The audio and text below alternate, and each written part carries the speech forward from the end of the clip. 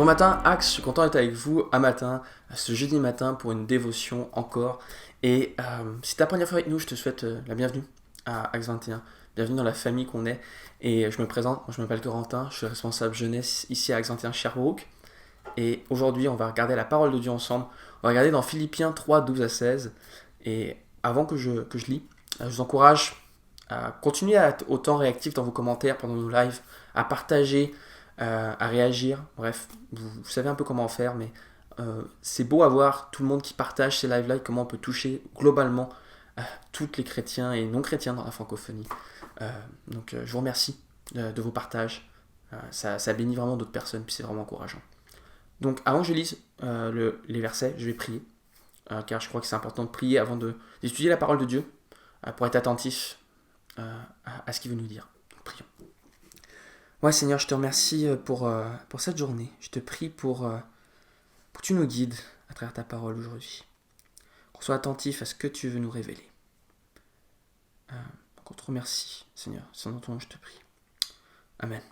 Nice. Donc si tu as ta Bible avec toi, tu peux te tourner dans Philippiens 3, 12 à 16. Sinon je vais vous lire les versets.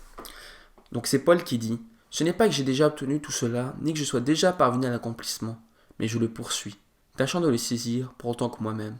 J'ai été saisi par Jésus-Christ. En ce qui me concerne, mes frères, je n'estime pas moi-même l'avoir déjà saisi. Mais une seule chose compte. Oubliant ce qui est en arrière et tournant vers ce qui est en avant, je cours vers le but pour obtenir le prix de l'appel céleste de Dieu en Jésus. Sinon, nous sommes des gens accomplis. Tournons-nous à cette pensée. Et si sur quelques points vous pensez différemment, Dieu vous révélera aussi ce qu'il en est. Seulement au point où nous sommes parvenus, avançons ensemble. » Puis je ne sais pas si vous savez, mais Paul il fait souvent référence à la vie sportive dans ses écrits. En fait, il compare la vie chrétienne à la vie d'un athlète. Donc Paul connaissait sûrement le sport, ou son auditoire connaissait beaucoup le sport. Son auditoire, en fait, le connaissait sûrement même plus que lui, car le monde gréco-romain était un monde fasciné par les compétitions sportives et le divertissement. Que ce soit les Jeux Olympiques, les courses de chars, les Grecs et les Romains adoraient ça. Donc on voit que Paul il connaît son auditoire, puis il leur donne des analogies qui peuvent leur parler. Puis il n'y a pas que dans Philippiens que Paul fait ça. Okay. Dans 1 Corinthiens 9, 26, Paul va comparer la vie chrétienne à de la boxe. Okay. Dans 2 Timothée 4, 1, il dit qu'à la fin de sa vie, il a combattu le bon combat. Le bon combat, ça veut dire qu'il avait un adversaire. Puis dans Éphésiens 6, il dit qu'il a un adversaire. Que l'adversaire, c'est pas le sang, la chair, mais que c'est des principautés, des puissances spirituelles mauvaises. Et son analogie la plus récurrente en lien avec la vie chrétienne et de loin la plus évidente, c'est qu'il fait souvent mention que la vie chrétienne, c'est comme une course. Puis dans Galates 5, Paul il dit même aux Galates, qu'est-ce qui vous est arrivé ? Pourquoi vous avez arrêté de courir dans la bonne direction ? Qu'est-ce qui vous a stoppé dans cette course vers Christ ? Puis dans 1 Corinthiens 9, 24 à 27, que je vais vous lire, voici ce qu'il dit. Ne savez-vous pas que ceux qui courent dans le stade courent tous, mais qu'un seul remporte le prix ? Courez de manière à remporter. Or, tout lutteur se maîtrise en tout. Ceux-là le font pour remporter une couronne périssable. Nous, pour une couronne impérissable. Moi donc je cours, mais non pas à l'aventure. Je donne des coups de poing, non pas pour battre l'air. Au contraire, je malmène mon corps, je le traite comme un esclave de peur qu'après avoir fait la proclamation pour les autres, je ne sois moi-même disqualifié. Wow.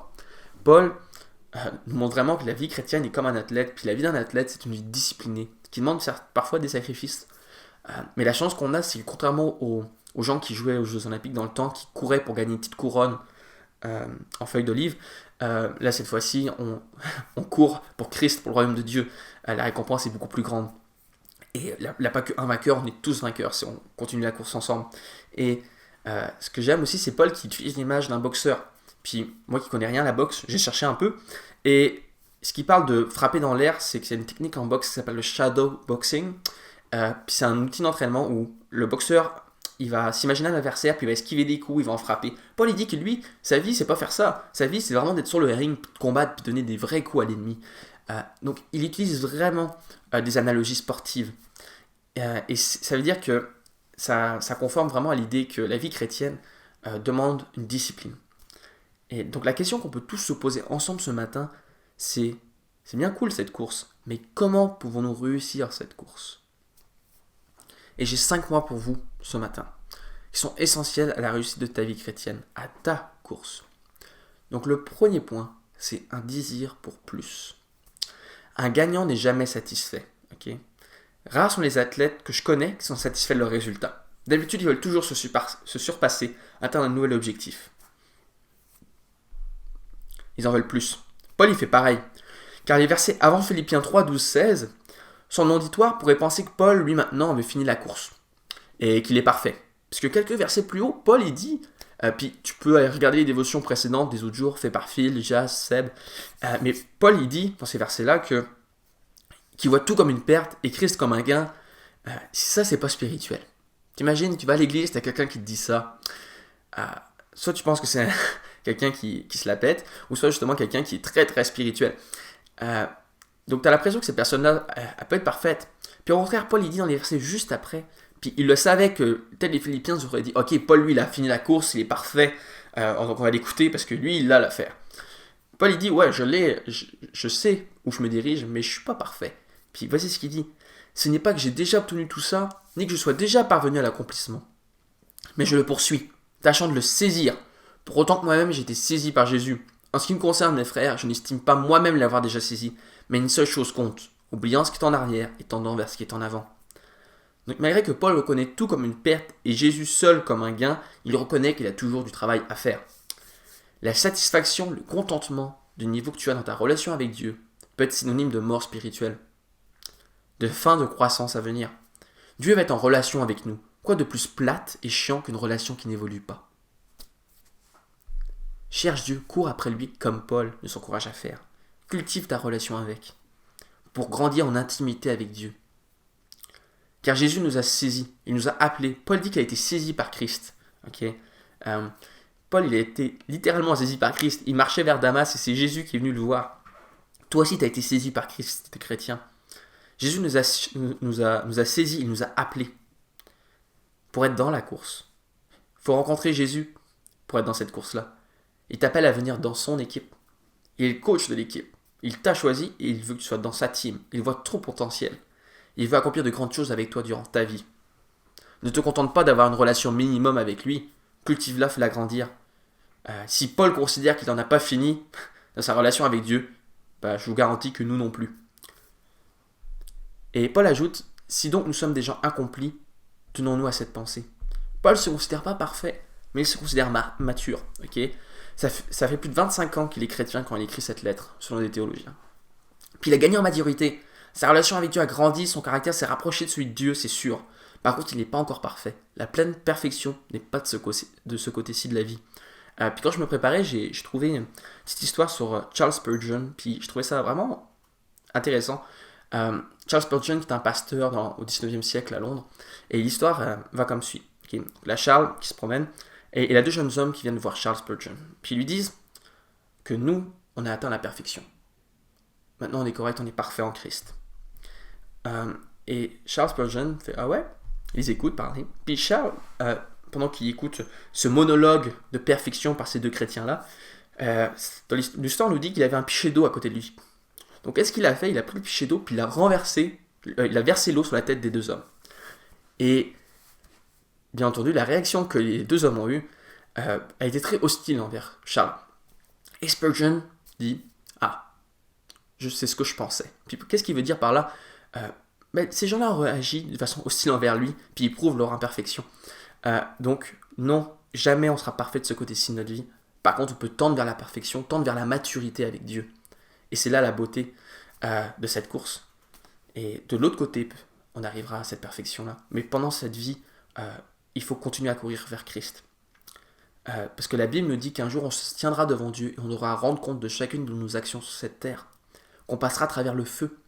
2 Corinthiens 5,10 nous dit « Car il nous faudra tous comparaître en pleine lumière devant le tribunal du Christ, pour que chacun recueille selon ce qu'il aura pratiqué avec son corps, soit du bien, soit du mal. » Des chrétiens, oui, tu seras sauvé, mais certains auront une récompense plus grande que d'autres dans le royaume de Dieu. Dans le royaume de Dieu qui s'en vient. Ne sois pas satisfait de ta situation, cherche plus. Cherche à voir la gloire de Dieu se manifester encore plus dans ta vie, dans ton entourage.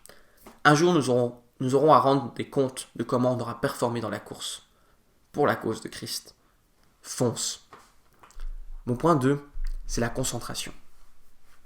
Puis la concentration, c'est crucial pour n'importe quel marathonien. Si vous courez, puis vous êtes comme moi, puis vous êtes tout le temps distrait, vous ne regardez pas tant que ça l'objectif, votre performance va en prendre un coup et vous allez sûrement trébucher. Paul nous dit une seule chose compte, oubliant ce qui est en arrière et tendant vers ce qui est en avant. En gros, oublie ton passé, brûle ton passé. Puis le mot grec utilisé dans ce passage, c'est le même qu'il est utilisé quand la Bible nous dit que la grâce en Jésus fait que Dieu choisit d'oublier nos offenses. Dieu n'efface pas sa mémoire. Okay? Comme toi, tu n'effaces pas ta mémoire des offenses que tu as subies, que tu as fait. Par contre, Dieu choisit de ne pas se laisser influencer par tes fautes quand il te regarde. Paul te dit de faire pareil. Ne laisse pas ton passé dicter ton présent ou ton futur. En Christ, tu es une nouvelle créature. Tu as une nouvelle identité et même si tu tombes, relève-toi et ne laisse pas cette faute te définir. Mais laisse Dieu te définir. Tu es un enfant de Dieu et il t'a choisi pour courir dans son équipe. Ne laisse pas des chaînes te retenir. Jésus a brisé ces chaînes-là de ton passé. Mon point 3, c'est la direction. Car c'est important d'être motivé, donc de toujours en vouloir plus avec Dieu, d'être concentré. Mais si tu es concentré, tu es motivé, mais tu cours dans la mauvaise direction, bah c'est triste. Et c'est quand même un point important quand tu fais un marathon de savoir où tu t'en vas, ou d'avoir l'idée où tu t'en vas. Et trop souvent dans notre vie, sans s'en rendre compte, on étale ce qui est au centre. C'est pas Dieu qui est au centre. Souvent, c'est notre carrière. Pour certains, c'est vos enfants, vos passions, vos amis, vos relations. Puis si Dieu n'est pas au centre, tu cours dans la mauvaise direction. Okay? Dieu en premier, le reste suivra. Paul dit une seule chose compte. Et cette chose, c'est Jésus.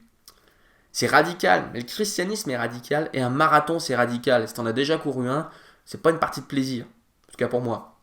Mais le christianisme est radical et tu es appelé à vivre d'une façon radicale, comme un athlète qui veut réussir la compétition. Tu veux voir Dieu agir dans ta vie, tu veux que Dieu t'utilise, mets-le au centre. Pas que ta carrière, tes enfants, tes passions sont pas importantes, ou que c'est pas bien, mais elles ne doivent pas être ton Dieu. Tu as un seul Dieu, puis c'est Jésus. Puis je trouve que c'est un des éléments les plus durs pour moi dans ma vie. Car parfois on croit que notre direction c'est Jésus, et face à l'épreuve on se rend compte qu'en réalité notre direction c'était autre chose.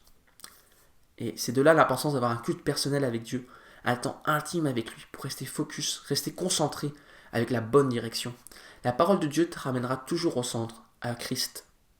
Ne la délaisse pas. Mon 4e point, c'est le dévouement. Paul en parle aussi, et beaucoup en fait. Et l'image qu'il nous donne est intéressante. Il dit qu'il poursuit Jésus, et le mot grec qu'il utilise, c'est doikos. Okay? Puis le même mot apparaît au début du chapitre, quand au verset 6, où il dit qu'il persécutait avec passion l'Église. Il se battait corps et âme contre Dieu, et maintenant sa passion était reconvertie vers la cause de Christ. C'est un homme passionné qui dit dans Philippiens 1,21 que vivre c'est Christ et mourir est un gain. Paul est un homme passionné. On est appelé à être passionné pour Jésus, être des Jesus freaks. Pour courir un marathon et vouloir franchir la ligne d'arrivée à temps, soit il faut que tu adores courir, ou que tu adores corps et âme à la cause pour laquelle tu cours. C'est ces deux choix-là. Et la vie chrétienne est un dévouement aveugle envers Dieu. La foi, ça veut dire mettre confiance. Donc vivre avec la foi, c'est avoir confiance en Dieu. Mon souhait pour chacun d'entre nous, c'est que on soit comme Paul à la fin de notre vie. Qu'on puisse dire, j'ai combattu le bon combat. J'ai accompli ce que Dieu voulait que je fasse ici. Puis maintenant, je suis prêt à aller le rejoindre. Être fier de ce qu'on a accompli. Puis ton dévouement va déterminer à quel point Dieu va t'utiliser. Quelqu'un qui s'appelle E. Stanley Jones qui a dit « Ta capacité à dire non déterminera ta capacité à dire oui à des choses plus grandes. » C'est tellement vrai. Dire non au péché dans ta vie peut être difficile en ce moment. Mais il se peut que tu luttes, puis ça se peut que tu luttes avec une grosse addiction, ou comme quelque chose de minime, puis tu gardes ça, c'est ton jardin secret. Mais je t'en prie, dis non, va chercher de l'aide, combat ça. Car chaque non que tu choisis pas de dire, ça t'éloigne de ta ligne d'arrivée. Ça peut saboter ta course. Ne tolère pas le péché. Sois radical avec le péché, sinon le péché sera radical avec toi. C'est une phrase que Jas dit souvent, puis c'est tellement vrai que si on n'est pas radical avec le péché, c'est lui qui sera radical avec nous. Ne le tolère pas dans ta course. Puis je dis que tu peux aller chercher de l'aide, ok?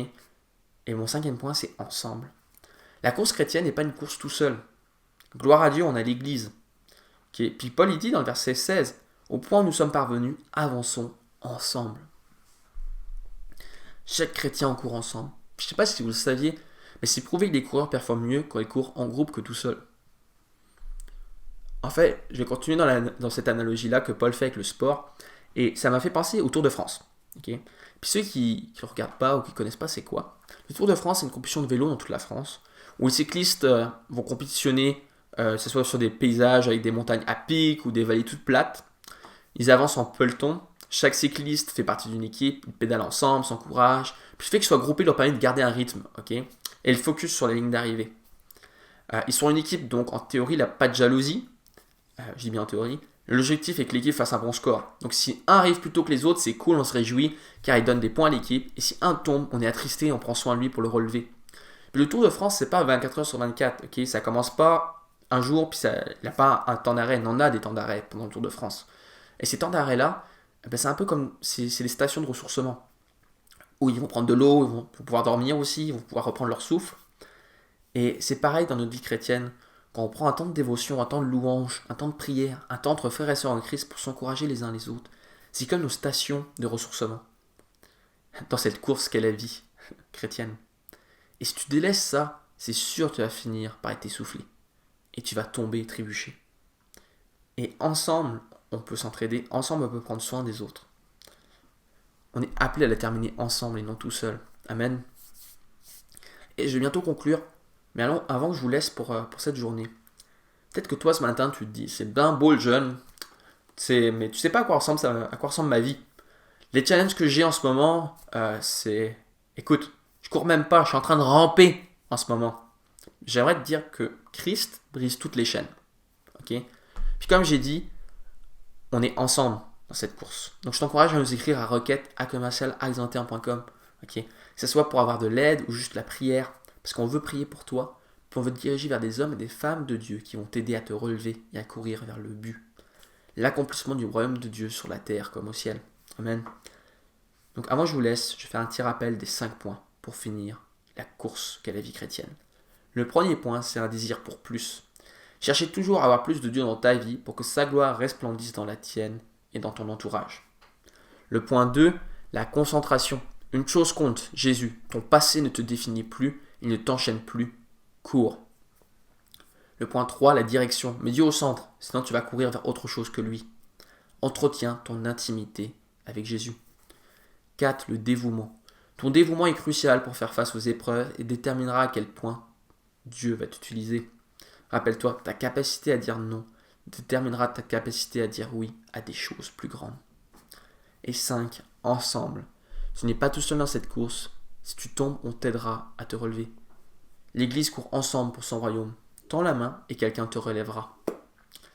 Nous voulons finir cette course avec fierté comme Paul, que nous puissions dire qu'on a combattu le bon combat. Nous sommes prêts à voir le royaume de Dieu descendre ici-bas.